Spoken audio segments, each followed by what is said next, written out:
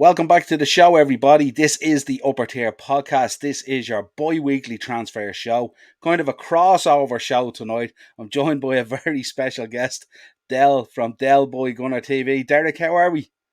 All good, man. All good. I'm just erasing the fact that I'm Irish and that I support the fucking Republic of Ireland in international football. So apart from that, I'm doing not too bad. I seen the vlog the other day from the Ukrainian game. Safe to say, interesting to say the least.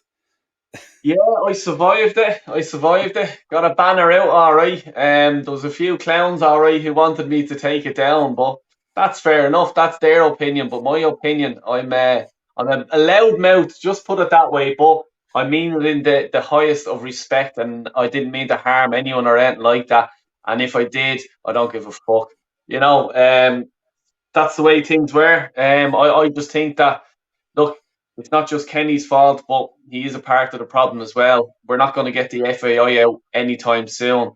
And eventually Kenny, I'd say, will be sacked. Nothing against the chap. He's a nice fella. He comes across in his interviews like a respectful man, and you can't ask for any more than that. But if you're out of your depth, you're out of your depth. Unfortunately for him.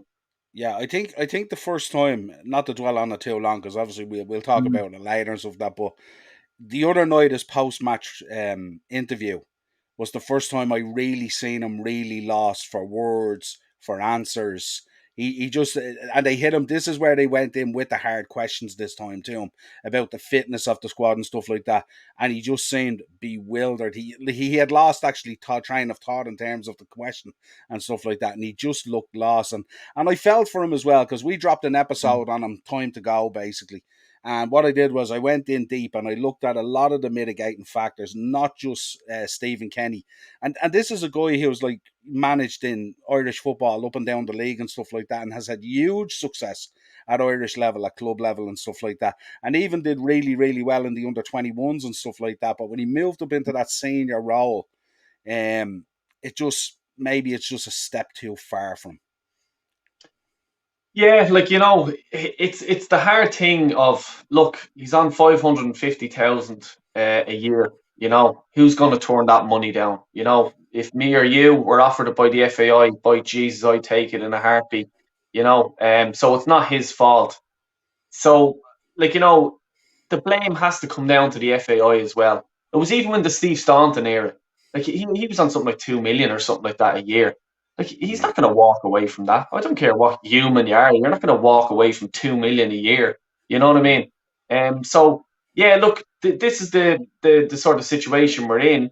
He's an unexperienced manager. They tried to give him experience at international level at an under 21s. It's a completely different ball game. It's a Yeah. completely different. The under 21 era, you're talking like 18 up to 21 years of age. Young fellas that are probably over in England haven't broke into the first team or anything like that yet. Whereas at international level, you're dealing with players that are millionaires. Some of them, not all of them, but most of them are millionaires, and you have to try and tell them what to do.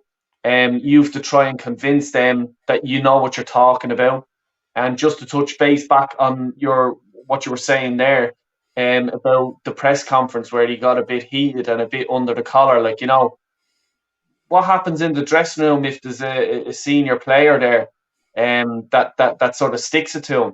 You know that in the dressing room, other younger players will sort of look. Well, he's the manager, but the guy over there who's the older international players after sticking it to him, and he couldn't even control him. Mm, Why the fuck would I listen to him then? You know. yeah. So he had an uphill battle from the very start, and as I said, look, I done what I done and stuff like that, and that's grand, and it's nothing against the man, but I support Ireland Football Club, and Mm, results don't go your way. Unfortunately for him, the hammer gets hit on his head. You Yeah, know, I think we're seeing a lot of the damage that was created in the O'Neill era. To be honest, I think that mm, was very damaging for us, and I think that's coming home to roost now with him. To be honest, I think missing out on those players that we missed out at and not getting them signed up and stuff like that, and really sticking with players that were really past their sell by date and not blooding new youth talent and stuff like that as well to give him some sort of a head start. I think really damaged us because he was yeah, starting from scratch. He had to get so many players out, bring so many players in and you know, even the players that are playing for us at the moment, they're not really playing. We've always had a nice blend of Premier League players with Championship players and stuff like that. Now we have players there at the moment that sometimes they're not even kicking a ball, and then they're coming into like a 5 day camp for an international situation. They mightn't have kicked the ball except in training for months. You know what I yeah. mean? And it's just so difficult. It's a combination of so many things. Unfortunately, he's the man in the firing line. Players don't get fired, managers do, and that's the unfortunate. That's why they get paid the big bucks. And I just think he's just been so, I think, unlucky in what's being levelled at him in terms of if you look at the whole picture. I Mm, think it's been really difficult, you know. So, but yeah, we'll move on anyway. It always generates great debate and stuff like that, and it's only yeah. because we love Irish international football. I'm of the vintage. You might not be of the vintage. I'm not too sure, but I'm of the vintage. I remember the Walkinstown roundabout. I remember '88 and '90 and '94 and all these great times. You know, I was immersed in it at the time. I bought the Kevin Sheedy t-shirts and pennies at the time and everything. And all. We had brilliant times and stuff like that, you know. But it's unfair to judge us based on that. But we do have to have a level that we should be aiming for. Exactly. Anyway, Yeah. the transfer window opened up today, got absolutely smashed. Someone picked up a hurley and put a sliotar straight through it. And we started off talking about kicking the wheels off a car. First one up, we can't miss out. Darwin Núñez. Oh, Absolutely, Liverpool blown the actual wheels off the car. €100 million. Romano reporting tonight. Here we go. Looks like the deal is more or less done and dusted. Probably pending a medical. What's your thoughts on this one? oh, like it sort of came out. I had no idea. And like all the Arteta sexuals thought that Arsenal had a chance of getting him. I knew well there was no chance. I thought it was between yourselves. I even thought Man United could have had a chance of getting him. City as well, obviously, like you know. But what a top signing for you guys. This fella is a baller, and I'll tell Yeah, you, under the proper management of Klopp, I think you guys have a serious footballer. Like he will, you know, put us there or thereabouts again, for in the mix for the Premier League next year. Because I just rate this guy. I really do. I like people say, that league, like you don't always get the best. It could be a flop or whatever, and this and that. But this guy's a baller, mate. I really do, and I think Klopp is going to get a tune out of him big time. Klopp's going to put his arm around him and just go, look, man, this is how you play in the Premier League. Look at Diaz for you guys. He sort of hit the ground running. I thought, yeah. what do you think of Nunes or Diaz? Sorry, even Yeah, Diaz has been he's been incredible, albeit in the his finish at the end hasn't really delivered as much as what you Mm, would expect. But he certainly bedded in greatly, and he's done fantastic. But these people who talk about the Portuguese league, you know, that's mm, the same Portuguese league that gave us Bernardo Silva. It's the same Portuguese league that gave us Ruben Diaz. You know what I yeah, mean? So the pedigree is there. You know, yeah, I think the price is high, but the reality is the market drives the price. There's nothing we can do about that. And what I often say to people who get caught up on the price, especially football fans, it's not my money or your money. So don't worry about it. We're not yeah, going to yeah, lose our house over this or anything like that. So enjoy it. I was encouraged that FSG threw the money down. I just wonder, and I'd like to get your thought on this, a subliminal thought there in terms of, is this a little message being sent to Salah and to Mane going, oh, you're not happy with what you're being offered and you fancy leaving? That's no problem. There's 100 million, and we'll bring in Núñez. yeah. This is exactly it, and I think it was, especially for Mane. I think it is now, from the outside looking in. I think it is a sort of a kick in the backside to him, just going, mate, if you want to go, go. We're Liverpool. We're about. We'll always be bigger than you. And that's the way it should be at any club.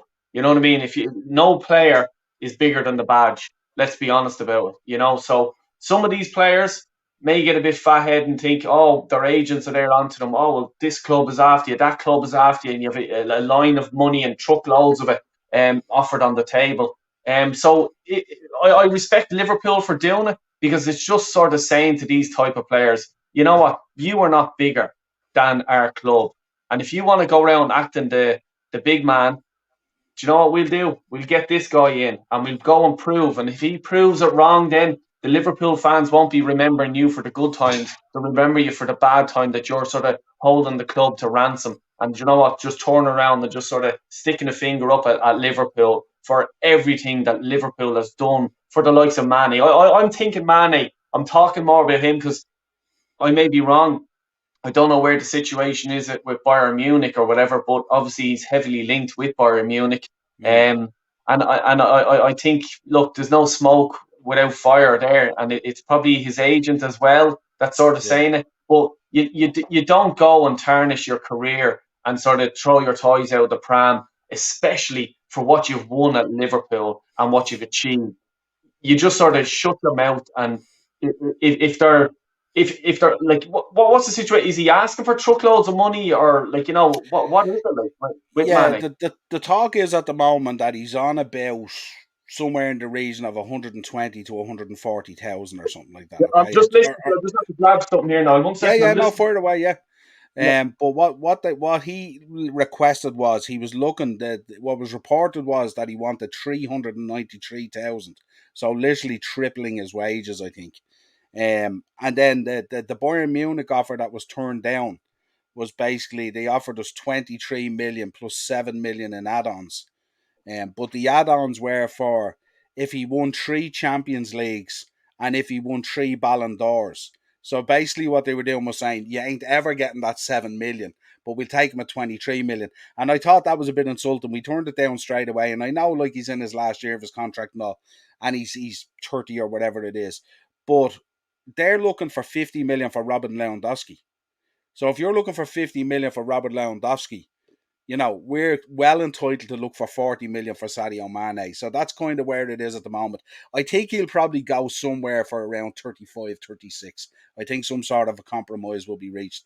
But they got absolutely blasted for the add-ons. It was insulting to say the least. 3 Champions League wins and 3 Ballon d'Ors for the 7 million. And I just thought, what a joke. Unbelievable. Like, it just shows you not just putting the finger at him, but the sort of mentality of these players as well. Like, Jesus Christ, can you imagine when he was at Southampton and someone told him, you're going to win the league, the Champions League, if you join Liverpool? You'd bite the hand off whoever told you that. You know what I Yeah. mean?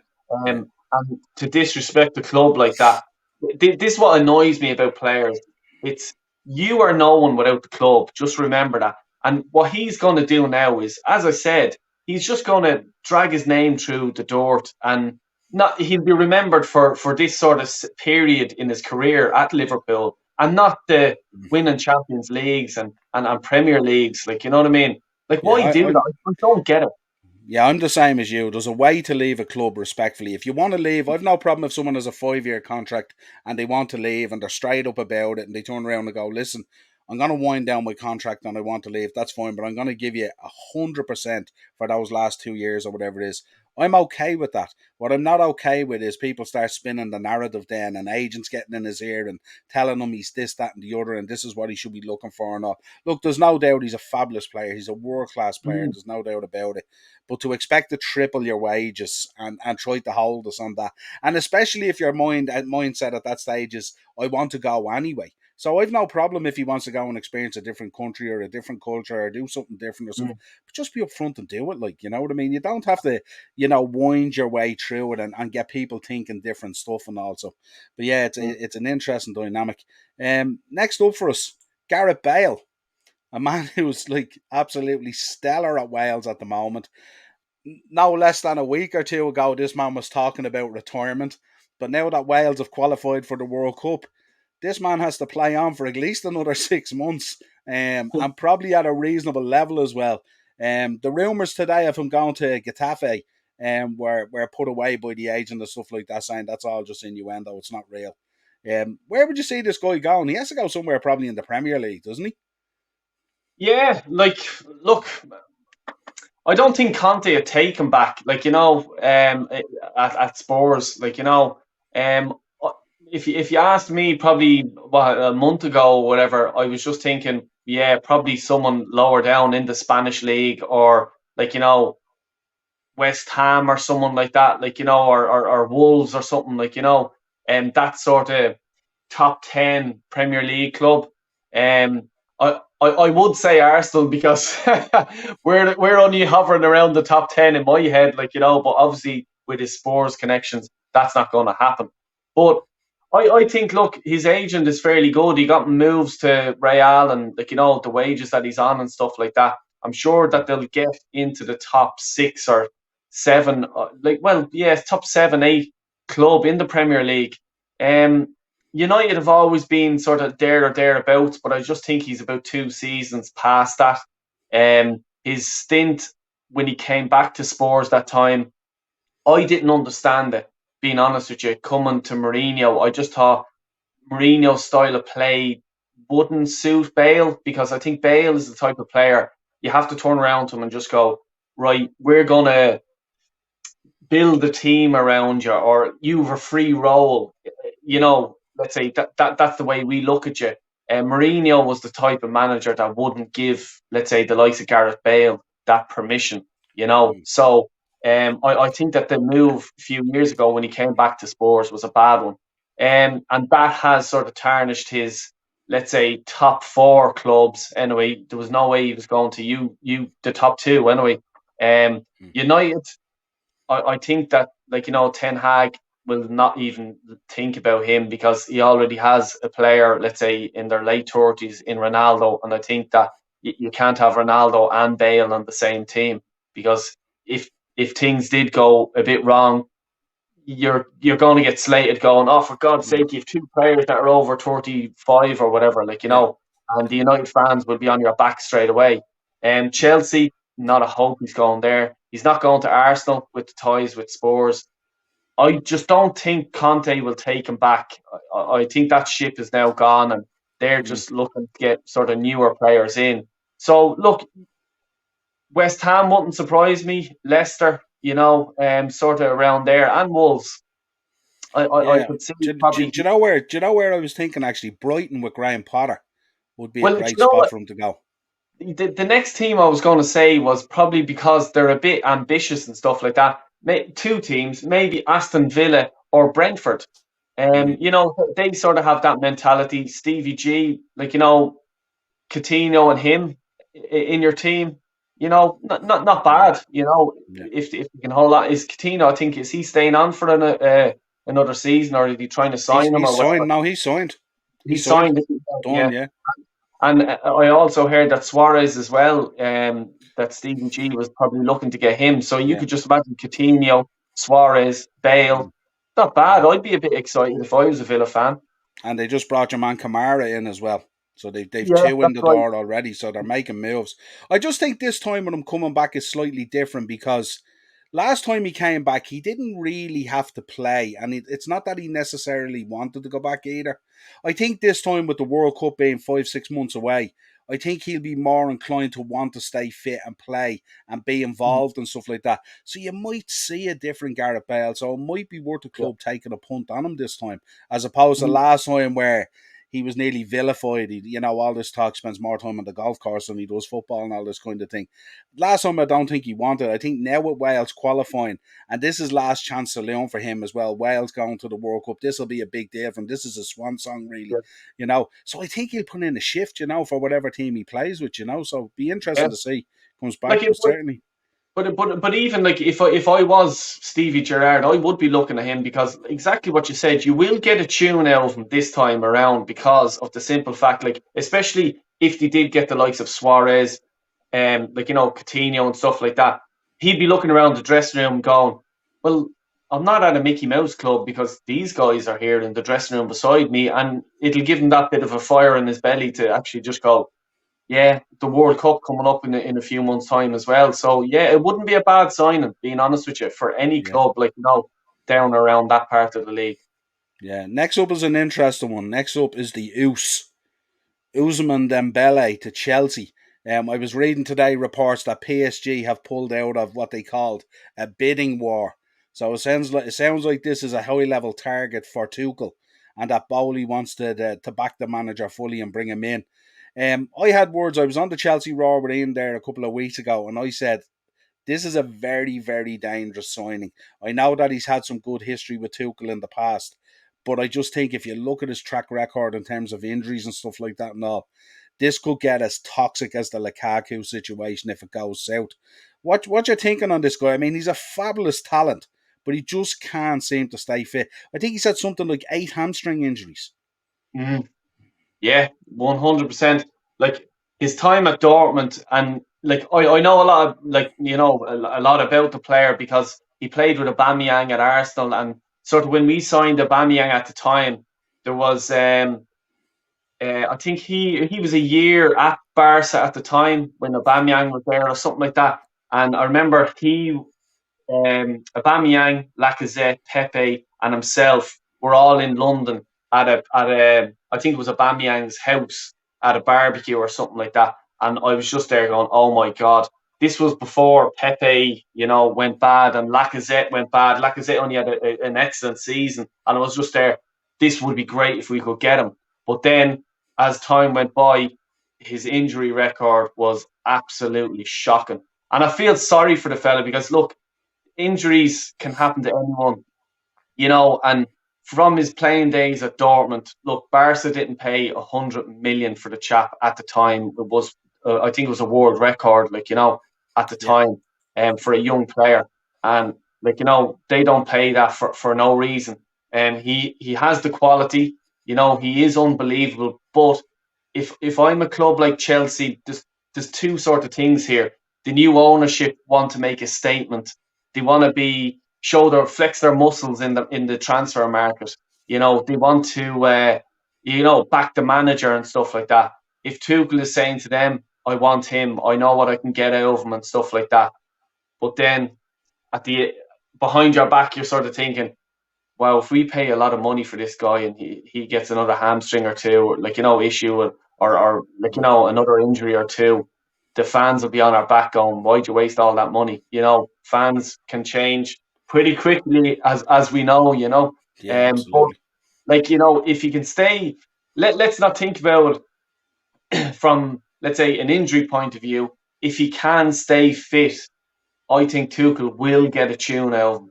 I Yeah. really do. And, I think he'd be, I think he could play the Premiership. I think he'd be a good standout player in the Mm. Premiership. I don't think he's going to be um, one of the top players, in the Premiership. But I certainly wouldn't mind him on my team if he got a tune out of him, Yeah, 100%.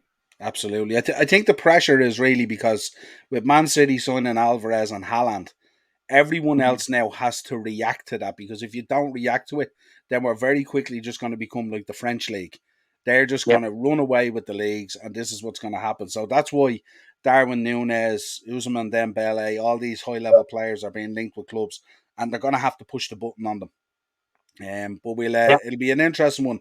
I hope he comes to the Premier League, and I hope he lights it up. I think he's a fabulous talent. So, yeah. but I'd be really, really concerned if, and he ain't going to be cheap either. Yeah. Um, let's move on to the next one, which should generate interesting discussion.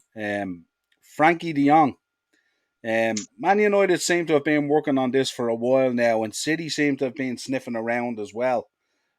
What you're thinking on this one?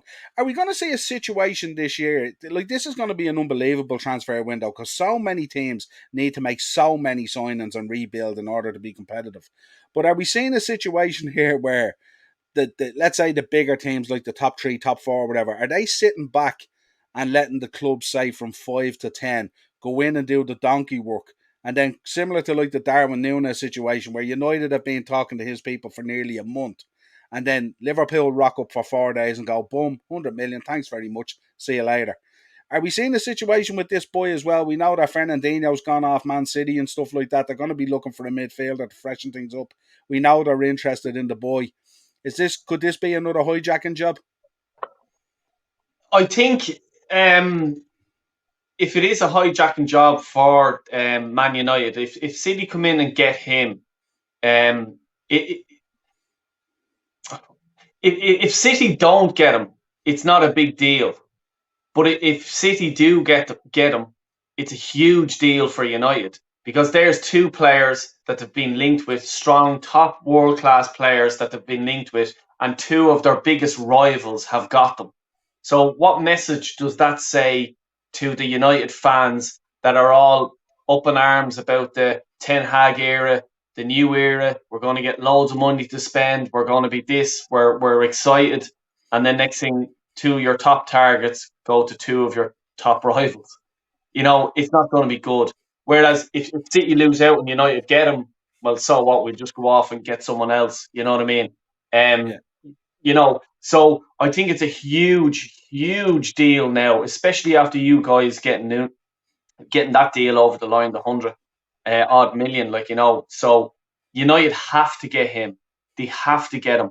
With Ten Hag obviously managing him at Ajax, I think, look, he's a great player. Let's be honest about it. He's a really good player. Ten Hag had him, got a tune out of him. You know, it will improve, let's say, United from their Drogba drought or whatever you want to call it. They will improve in the midfield with him. But yeah, I just think if United don't get him, it's a bad start to Ten Hag's managerial career. Now, it's not just Ten Hag that let's say does the deals. It's not him at all. But the fans will look at it that way. Oh, will you manage them? You could have given him a phone call and says, "Don't go to City." That's the way. That's the way us Yeah. fans and think Yeah. of football. Yeah, the focus at the moment, if you see the last week or so of transfer news, it really is the fact that everyone seems to have money. Money doesn't seem to be the issue. The issue is what else can you offer them? What is your plan? If you look at a guy like Frankie de Jong, he probably wants Champions League football, doesn't he? And he probably wants that bit of stability in there and that coaching at a high level. I'm not sure whether he necessarily wants to go into a minefield of a massive rebuild and Europa League football. Because I think in the past, what we've seen for years, if you remember back, both yourselves and United always had plenty of money, and money was a key factor. You could offer the big money and stuff like that. And I remember even back in the 90s and the 2000s with Liverpool and stuff like that, we always had to settle for our third choice or fourth choice. We never got that first choice because we couldn't offer them that kind of stuff. And I just wonder, could this be potentially another hijacking? And I think you're right. I think the reflection on the manager then, he would really come under some scrutiny very early in the season if he's opening the doors. Because we've seen the problem as well. He's been trying to get in Timber as well from Ajax, which is one of his boys. And he's going to say, well, no, I want to play at a high level with Champions League football because it's a World Cup year. And the World Cup year is a significant thing as well because these guys, they have to play at a certain level, especially in some of these really competitive sides like the Dutch side. It's not Yeah. easy to get into that side, you know what I mean? And you have to be at the top end. So he's considering his situation. They've made inquiries about Anthony. He was a fabulous player at Ajax. We seen him last season. He was unbelievable. And again, there's a lot of dwelling on this. They've been working on this Frankie de Jong thing now for 3 to 4 weeks.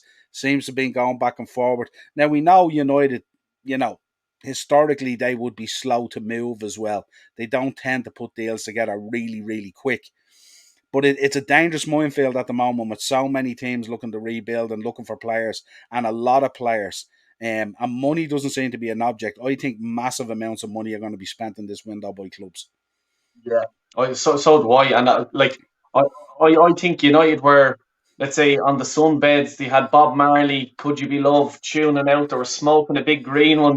That's the way they were. And next thing, Liverpool came in and they nicked him, and now they're just there saying, "Oh shit! If City get this player, we're we're we're in trouble by the fans straight away." So Mm, yeah, I think it's such an important deal for United to get done, but in saying that, City are probably saying the exact same thing.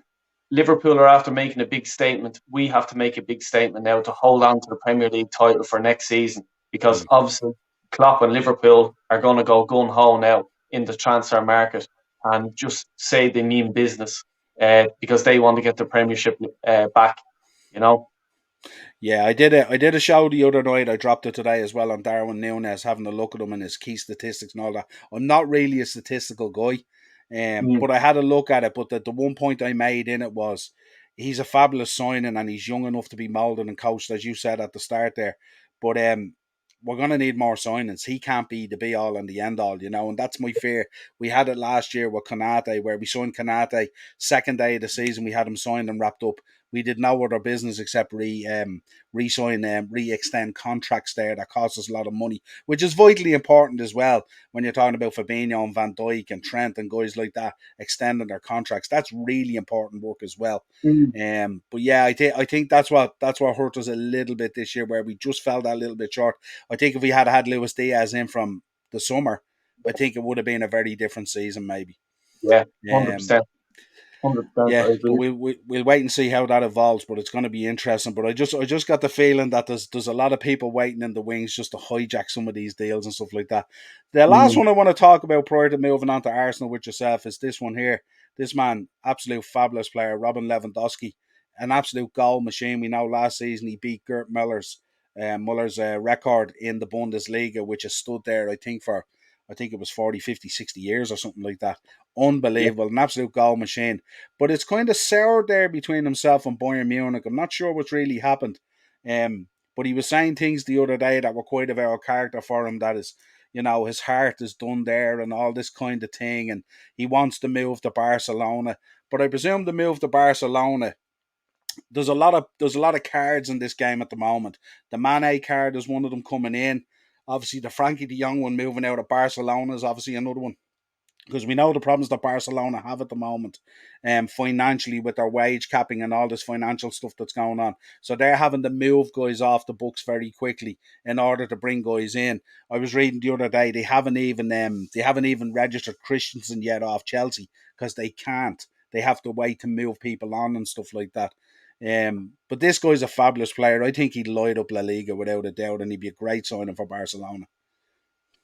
Yeah, I'll tell you, this deal reminds me of the Aubameyang deal when we went for Aubameyang, and what happened there was there was a love triangle, a three-way love triangle. So it was basically um, we wanted Aubameyang off Dortmund, and it was that simple. But Dortmund says we're not selling until we get a replacement for Aubameyang, and we want your man, what's his name, Batshuayi, off Chelsea. Yeah, that's why. Yeah, Yeah, at the time. And then Chelsea were there saying, well, we're not going to sell him because we want a backup or we want a striker. So then what Arsenal had to do was sell them Giroud. So then that deal went through. So then Arsenal were able to sign Dortmund, and then Dortmund were able to sign that's why, and that's the way I think that this deal is going. Bayern are saying, well, we want a replacement before we're even thinking about selling Lewandowski, and I just think another club or someone has to come in and sort of say, well, we'll make up for De Jong. Let's say we're going to take De Jong. So I think that De Jong deal is probably the once that card is pulled from the deck, I think that the deals will start working straight away. You yeah, know, it'll be that domino ripple effect kind of thing, won't it? yeah, Once that's one what I clicks think. over, then yeah, Yeah, once the like it's nearly always the same. Once a big signing comes through, you can see the ripples through the market then, and players then start to move left, right, and centre and stuff like that. So I'd say it's going to drag on for another few weeks. Being honest with you, mm, maybe wrong. I'm not an agent or anything like that, and I don't yeah, claim to be. But I think that this one there's just too many agents involved. There's too many clubs going to be involved. There's a lot of money mm, between mm, all these deals that's going to be taking place. So it's mm, going to be a long, long deal before it's done. And like you said, Barcelona will be walking on eggshells because they'll be just saying we have to get rid of De Jong before we sign him. Now we do want him. I'd say everything from the wages, everything like that, the agent's fee. I'd say that's all agreed. one hundred yeah, percent, it's all agreed. They're just waiting to say we need De Jong gone first because we cannot buy a player because we are broke broke, yeah, yeah, um, yeah, so they can't move. I'd say even with the FFP, the FIFA Financial Fair Play.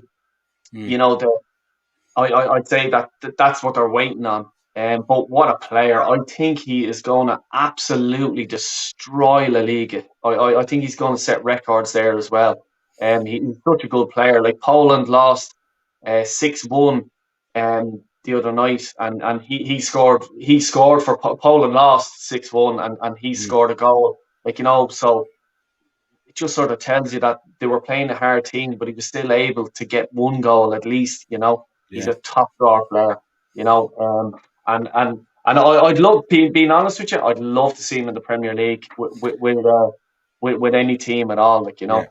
Yeah, absolutely. He's a smashing player, and it's just it's a shame it's hard to set on Barca because there is plenty of teams there in the Premier League that would absolutely vie for his services, and Like, I'd love to see the transfer battle if all those teams are going at it to get him. I tell you, if Unbelievable. he became available now, I'd say front runners would be yourselves, and I'd say that you just have to get the checkbook out for him. Mm. If he was sort of hinting that he wouldn't mind going to Anfield, by God, it'd send a statement to Man City after them with Haaland. You can sign Absolutely. him, or we'll sign him. Mm. And what a battle it would be for the Premiership next season. 100%. Yeah, unbelievable. Let's park all that then. Let's talk Arsenal and the Gunners. Jesus. Interesting. I know. This is you've Let me enjoyed take it. a drink. You've enjoyed it up to this point, have you? Now this is where it takes a sharp turn left. Yeah. Safe to say. I mean, here's two boys that you're heavily linked with: Jesus and Tillemans. Give me your initial thoughts on them. I know Chelsea have come in now and expressed an interest in them as well. So it's hard to know what way that's going to kind of go. What you're thinking on the two boys, though? Well, I'll start with Tillemans. Like, I seen him when Belgium were playing Ireland in the Aviva, and I was, because I heard rumours, let's say at that stage, that there was Arsenal were interested in him. So you know yourself, when let's say Liverpool get linked with a player, you sort of throw the eye over and have a look at him and stuff like that. And he's a great player. Like, I must say, United are even are looking at him as well. You know, um, You can we guys have get been linked with him now, though, a few windows, haven't you? Yeah, we Yeah, have, yeah, and it's just what I'm saying. This season is probably the most strongest window that we have been linked with them, and it's the mm, simple fact that I think Arsenal know that Roma are going to come in for another bid for Xhaka, so they need a partner for Partey in the middle for us. So they have to get one of these top players, because what happened during the season was when Xhaka was out and Partey got suspended, they threw Lokonga, the young 19, 20-year-old yeah, unexperienced player, into the middle of the field, threw him in at the deep end. I was going mad over it. Like, you know what I mean? You knew that this could happen, but you says, it may not happen. But it did happen. Two of them gone, and we'd no one there. So we knew we were going to be linked to a centre mid. And he can also play in the Odegaard position as well. He's also played there for Leicester. Um, Personally, myself, I'd love to get him 100%, and I'd love to get Basuma, and I'd love Party Basuma sitting behind the three sort of attacking midfielders, and I'd love Tillemans instead of Odegaard. Odegaard's okay for me. I don't want him in the starting 11. I'd rather have him on the bench, with Tillemans, but I think he's a better player. That's just my opinion.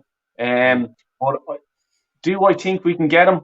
No, I don't think so, because I think United are sniffing around them. They've been sniffing around Neves as well off Wolves, and sort of similar player. They can say play in the sort of sameish positions. If United don't get him, will they go for Tillemans? I think they will, and I think they're going to go for them anyway, because United have let a lot of players go. Pogba's gone, Mata's gone. They need to replace these players, and proven Premiership player. It's sort of a low risk ish. Well, not all transfers are low risk, but what I mean, the guy is a proven Premier League player. So he's in his last year of his contract. I think you're going to get him for about 25 million. 25 million for a midfielder that's proven. That's not bad business. So Yeah. I don't think Arsenal are going to be the only club in for him. It's going to be then up to the Arsenal board to sell him a dream. You know what I mean? They don't call me Del Boy for nothing. I've my own business and I sell dreams every day of the week. So they should get me involved in the deal. you know, Absolutely.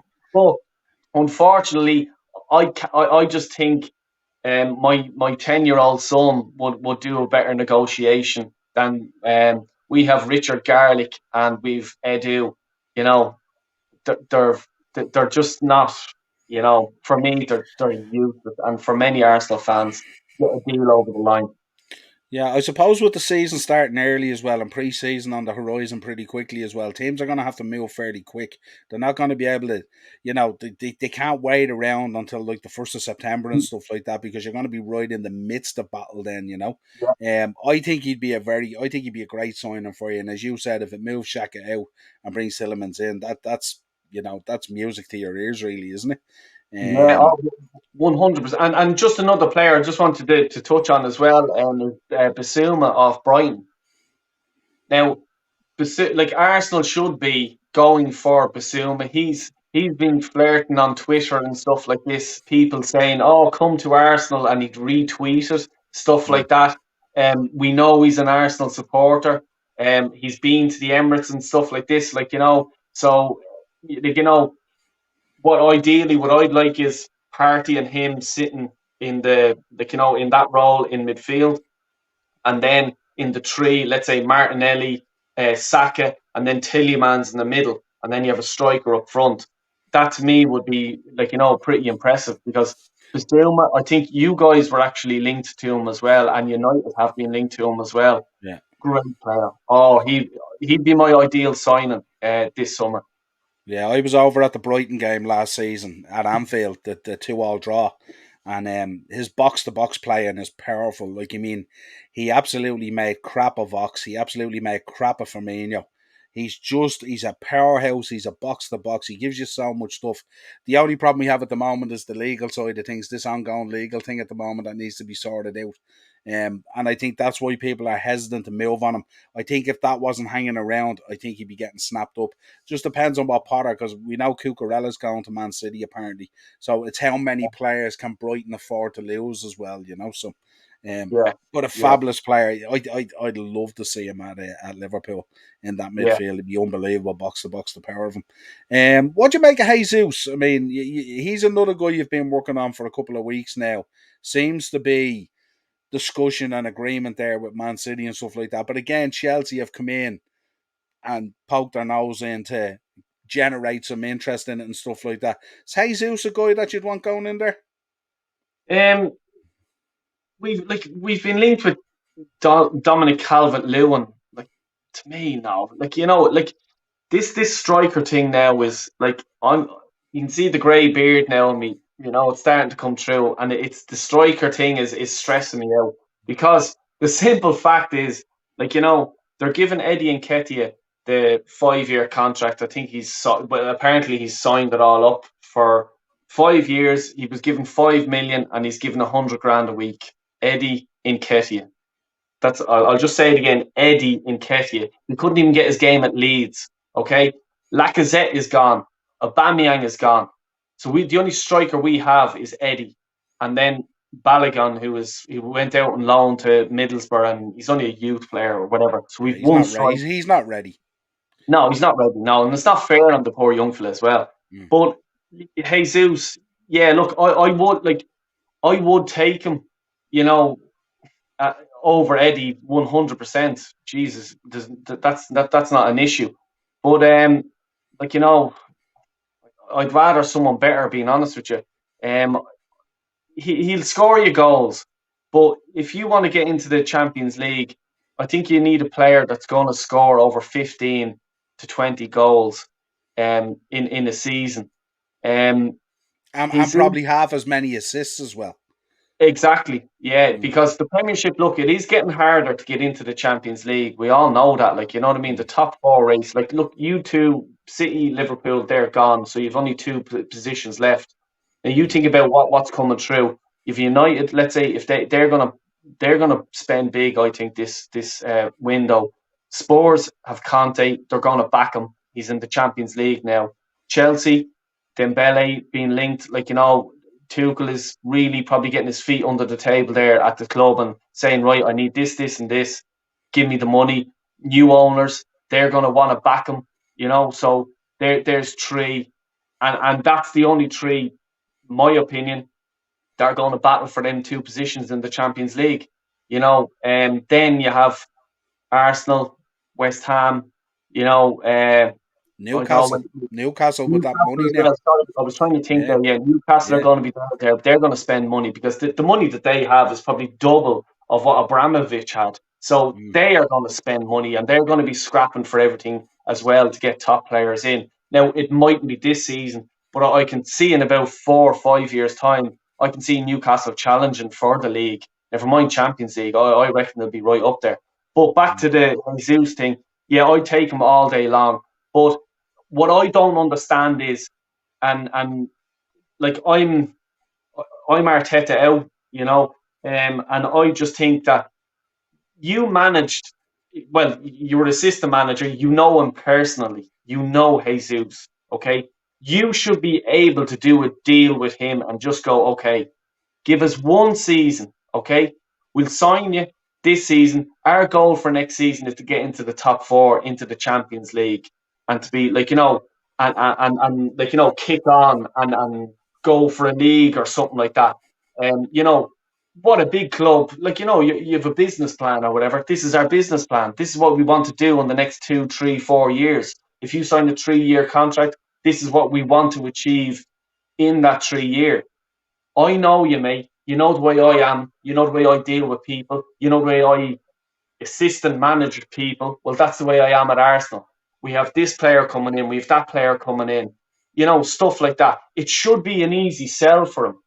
But obviously, as I said, the people that do the deals at Arsenal are useless.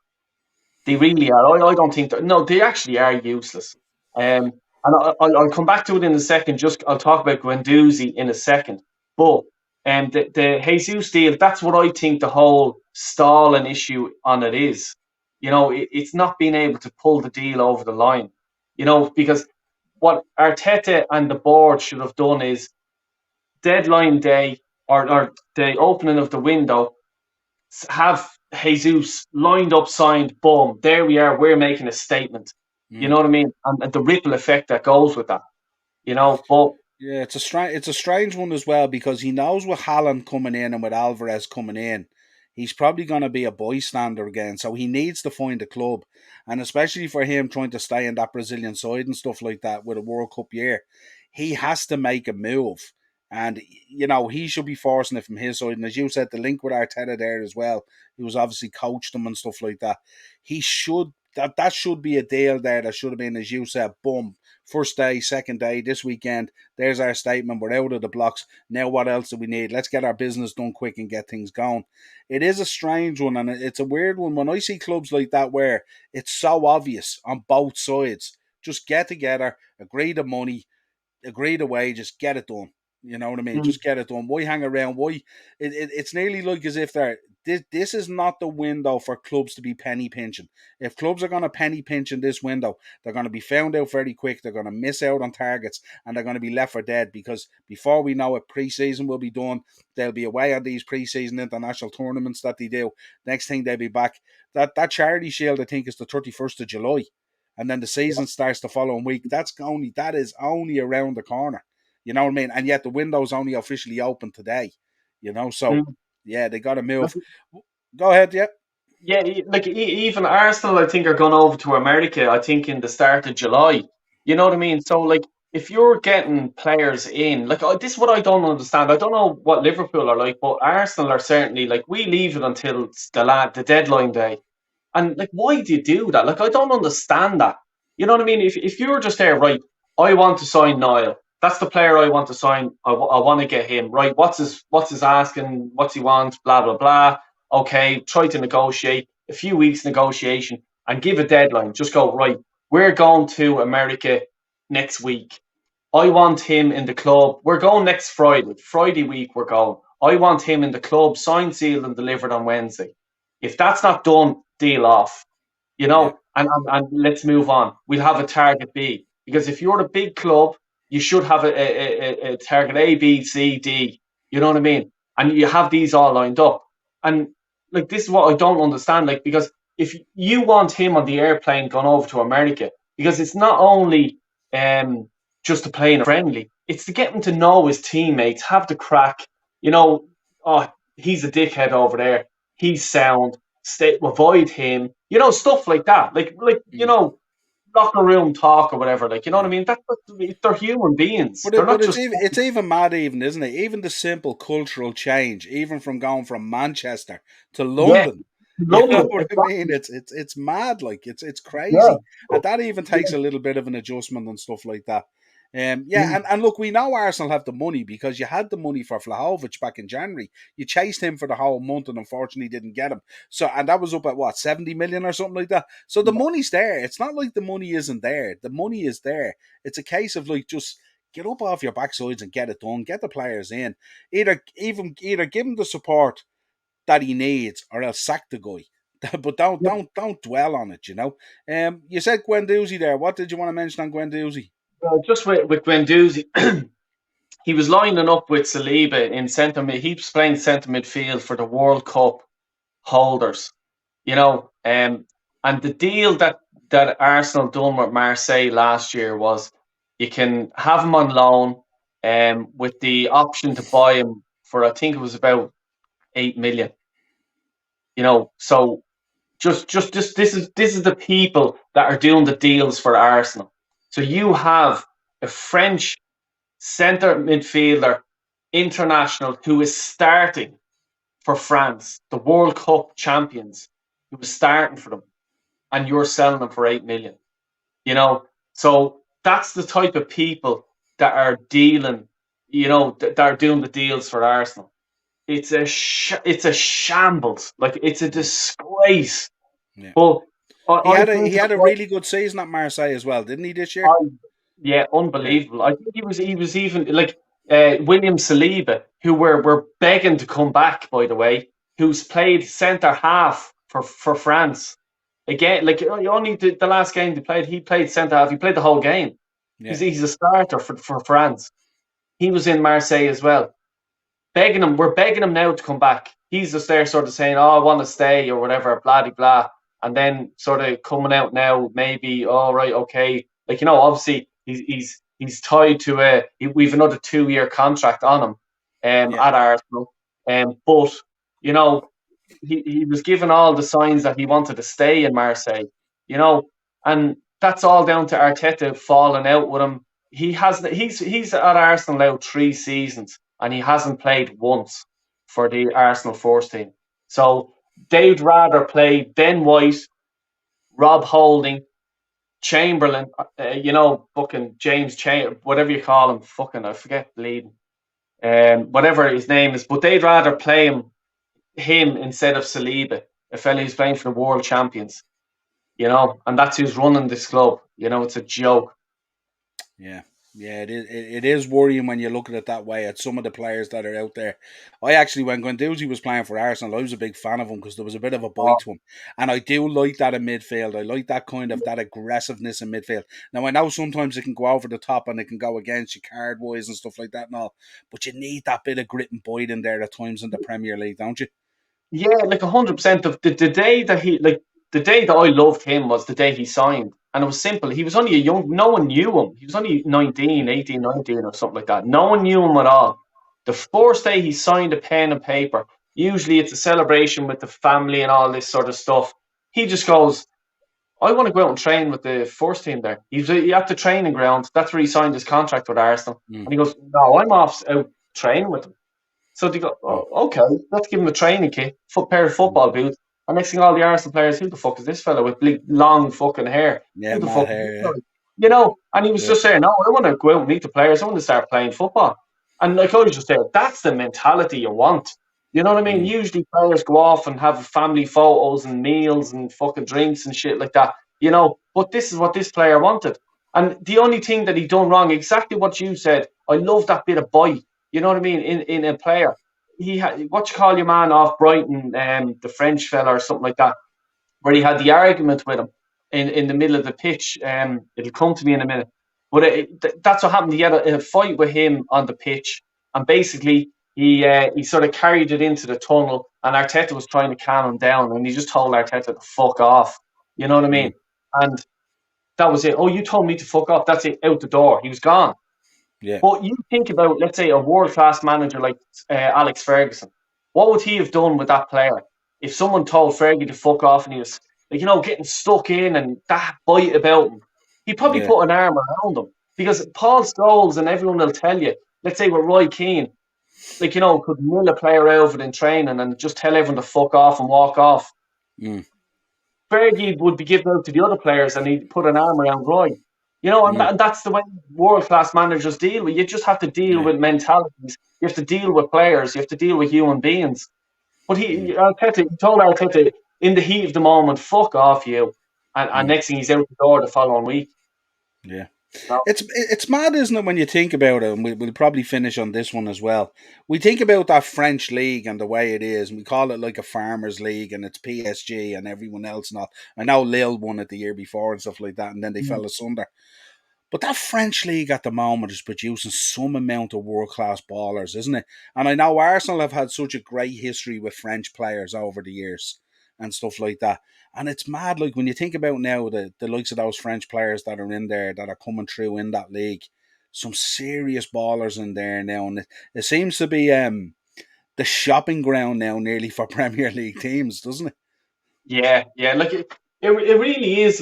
Because when you even think about, let's say, the Irish players now, when I was over at Arsenal there, I was at the Leeds game just few games ago, and I got a phone number of an Arsenal scout. Like I manage me young fellas football team under tens, and I got a number of a scout, and I was just sort of saying I'll give him a call for the crack and stuff like that, and have a chat with him. And I was chatting to him about like what's the story with not just about my young fella, but I was just saying what's the story now with, let's say, Irish players. I wanted to talk to him about that, and he just goes, mate, it's a closed shop. It's done. Can't do it. He says Yeah, it's like smuggling a child into Britain. Britain's a completely different continent now. He goes, yeah, you can't do it. You know. yeah, And I was there, wow. I was just then thinking, what the hell is the Irish kids going to do? Like, you know what I mean? That are an up and coming talent and stuff like that. And he just says, yeah, the only thing you can do is you either go abroad, you go to Holland, you go to Spain, Portugal, or France, Italy as well. You know, they're the countries you need to go over to, because mm, if you don't, then you stay at home. You stay to a League of Ireland team, yeah, and just the sort of what you're saying about the French league is basically they have the coaches there, they have the facilities there, and that's so important to a child to feel safe in the environment that they're in. And if they feel safe in the environment that they're in, and the facilities are unbelievable, they can not worry about life and just concentrate on playing football. Because that's like, let's say the experience that I have is managing a kid is if they have the mentality that, oh, we're playing this team today, and that fell over there, he's huge. Oh my God. Like their worry is in their mind and they cannot play to their ability. You know mm, what I mean? So over yeah, in France, they are there's cotton wool around the children's academy, I'd say, mm, and they are just allowed to express themselves playing football. mm, And that's the French league. The French, that's why they're world champions. They have it down to a T, and that's why I think the Irish, the FA should be looking at people like Belgium, like France. mm, They look at their leagues. Never mind the British leagues. mm, Let's look at their leagues because they're Belgium are what, number 2, 3 in the world, in Europe or whatever. France are the world champions. Let's look at them, and mm. their infrastructures are there for it, and that's the reason why their clubs are unbelievably. the youth Yeah. academy. You know. Yeah, absolutely. Well, listen, it's been a pleasure having you on. Great chat. I love these transfer shows, especially when we go in depth on your own club and stuff like that, and you see the passion coming through. Where can people find you, and what's going on? What have you got coming up? Tomorrow is a good one. Yeah, yeah. Look, Del Boy Gunner TV and YouTube and Twitter and Instagram and stuff like that. And I'll answer anyone's comments, good, bad, middling, or down the road, whatever you want. Tomorrow I'm doing a watch along for the Ireland Scotland game. That'll be very interesting because I have my views on that. Tune into that 10 to 5. The match is at 5 o'clock. I'll give a 10 minute talking shite about the starting lineup and what I think is going to happen. I always do a sort of a video nearly every day or every second day, a video of just sort of things that are happening and stuff like that. Not just about Arsenal, but about Ireland football and stuff like that. And starting to go to, let's say, when the international is all over and the League of Ireland is back on, I'm going to start going to a few of them games and doing a few vlogs as well. I really appreciate you, Niall. Thanks a million for coming on, for letting me come on Yeah. your show. Really appreciating No, it. Love to absolutely. Yeah. Yeah, anytime, mate. You're welcome on, and if you need me, just give me a shout, and we'll throw the link down in the description there for the channel and stuff like that. And so look, I'll light up the comments tomorrow on the watch along as well. We'll create a bit of Yeah, debate, no doubt. Should be a bit of fun and stuff like that. This is one of these ones where it's kind of like if you're Kenny out, you kind of nearly wanted to fall flat in its face and just get it over the line. But you know what's going to happen. You're going to be fired up for this tomorrow, and we'll probably go out and pump Scotland 3-0 or something like that. We'll be going, what were we all worried about? Back from the yeah, edge of the cliff again or something like that. It'd be crazy, you know. But sure to be a lot of exactly. fun. Listen, pleasure Yeah. having you on. If you want to contact us, it's the upper tier podcast at gmail.com. You'll find us on Instagram, we're there, Facebook, Twitter, TikTok, audio versions show, Spotify, Google Podcasts, Amazon Music. It's not that hard to find us. We'll obviously drop the links for Del Boy Gunner TV. Absolutely brilliant.